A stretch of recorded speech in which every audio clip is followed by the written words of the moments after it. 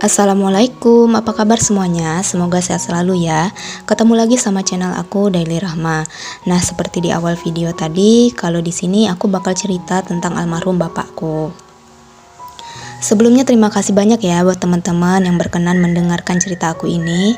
Sudah dari beberapa hari yang lalu aku edit video ini, dan bertepatan dengan aku up video adalah hari mengenang bapak aku. Jadi hari ini itu pas banget 11 tahun ya bun ya. Oke, aku langsung aja ke ceritanya ya bun. Jadi 11 tahun yang lalu, tepatnya tanggal 29 September 2011, bapak kami itu berpulang ke rahmatullah. Sebelumnya, semua baik-baik aja bun, bapak pun sehat-sehat aja, nggak ada sakit sama sekali. Nah, sore harinya tanggal 28 September 2011, menjelang buka puasa, bapak ikut bantuin mama nyiapin makanan untuk buka puasa.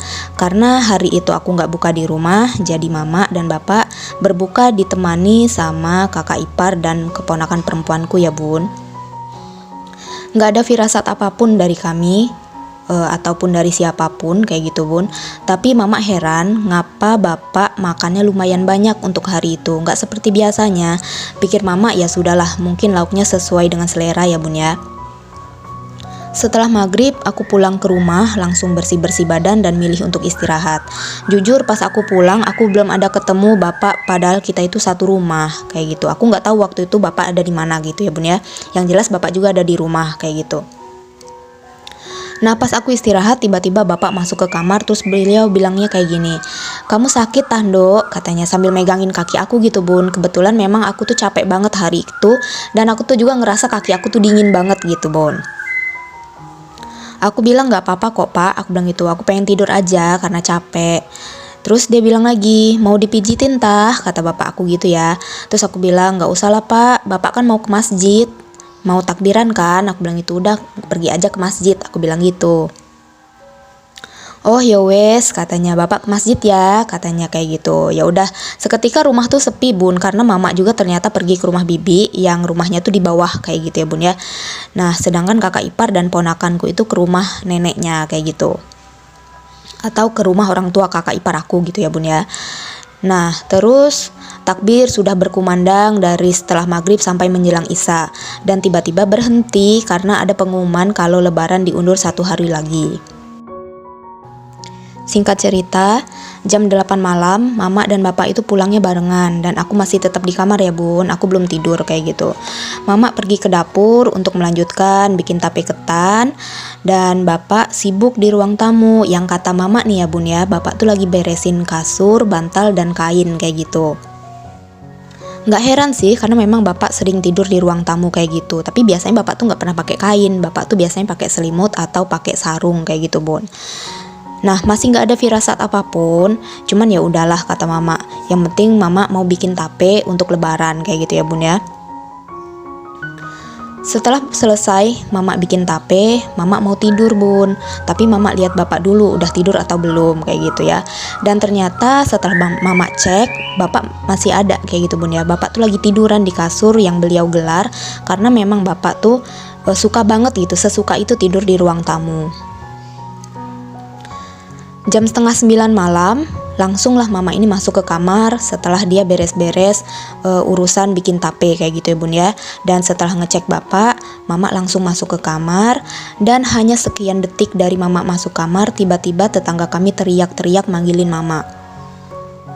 Beliau bilang kalau bapak dibawa ke rumah sakit karena kecelakaan. Aku yang di kamar baru mau mulai tidur pun kaget, langsung lari, dan mama bilang, "Itu loh orangnya ada di dalam lagi tidur," katanya gitu. Tapi pas aku lihat, aku cek, memang nggak ada bapak di sana gitu bun. Jadi nggak ada siapa-siapa kayak gitu. Posisi bantal, kasur, terus kain yang beliau siapkan aja masih rapih kayak gitu ya. Jadi perasaan aku waktu itu nggak karuan bun, campur aduk pokoknya, terus langsung lari sekuat tenaga. Aku tuh nggak pakai sendal dan nggak pakai jilbab bun, bayangin saking paniknya ya. Nah, jarak rumah dan tempat bapak kecelakaan kan gak jauh ya bun ya, karena rumah di kampungku itu kan kayak berbukit-bukit gitu, dan posisi rumah kami itu ada di atas. Jadi kira-kira tempat bapak kecelakaan itu adanya di jalan rumah-rumah bagian bawah gitu.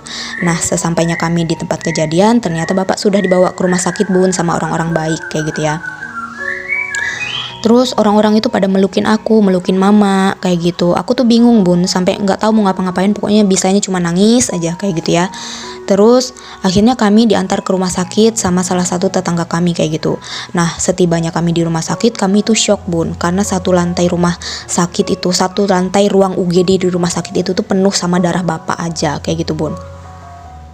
Dan ternyata pas aku lihat, kulit kepala bagian belakangnya bapak aku tuh terbuka dan pembuluh darahnya itu pecah kayak gitu bun ya. Terus bapak itu muntah darah, pokoknya ya gimana bentuknya orang kecelakaan lah kayak gitu ya bun ya.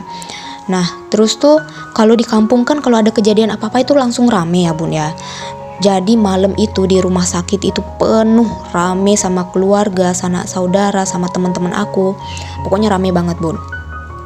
Nah, karena luka bapak yang parah, akhirnya bapak tuh harus dirujuk ke rumah sakit umum di provinsi. Malam itu banyak banget orang baik bun yang mau nolongin kami, yang mau nolongin keluarga kami kayak gitu. Karena mereka bilang pokoknya udah bawa aja ke rumah sakit umum ya. Pokoknya masalah biaya nggak usah khawatir katanya kayak gitu.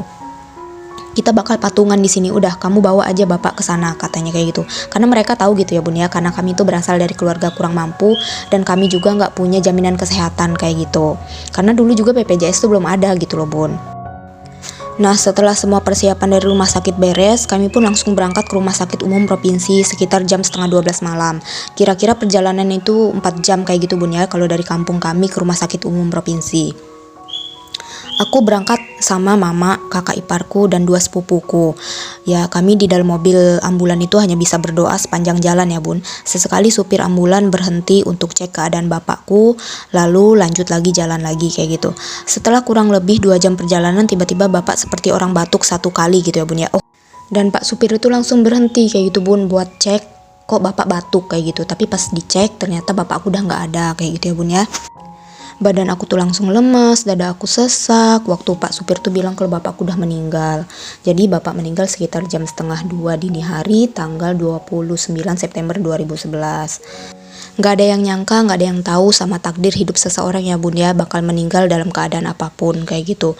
Dalam keadaan seperti apa kita bakal meninggal tuh gak akan ada yang tahu ya bun. Tentu aja tangis kami tuh pecah malam itu bun. Akhirnya kami putar balik. Dalam perjalanan aku ngabarin tetangga dan saudara tentang berita duka itu gitu bun. Sesampainya kami di rumah, orang-orang itu sudah rame. Suasana duka menyelimuti keluarga kami, sanak saudara teman semua sudah datang, kelima kakakku pun sudah dalam perjalanan pulang. Kebetulan kakak-kakakku itu semuanya jauh bun, ada yang di Surabaya, ada yang di Tangerang, dan ada yang di Lampung kayak gitu ya bun ya. Oh ya, bapak kecelakaan ditabrak motor dari belakang ya bun. Posisi bapak jalan kaki dan baru turun dari tangga-tangga rumah orang yang menuju jalan raya. Yang nabrak bapak itu anak-anak di bawah umur.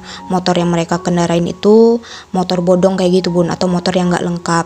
Jadi salah satunya mereka itu di motornya itu gak ada lampunya dan mereka mengendarai motor dalam keadaan mabuk berat bun. Sebenarnya masih panjang banget bun cerita ini, gimana kelanjutan hukum untuk pelaku dan kabar keluarganya. Tapi nanti kepanjangan durasinya ya bun. Kalau misal ada yang mau dengerin kelanjutannya, insya Allah next bakal aku ceritain gimana keadaan pelaku dan keluarganya setelah kejadian itu. Tulis di kolom komentar ya bun ya kalau ceritanya mau dilanjutin. Oke bunda-bunda, terima kasih banyak sudah sudi nonton video aku kali ini. Semoga ada hikmah yang bisa dipetik dari kisah kami ini. Mohon maaf kalau ada penyampaian kata-kata yang kurang sopan. Kita ketemu lagi di video selanjutnya ya. Wassalamualaikum.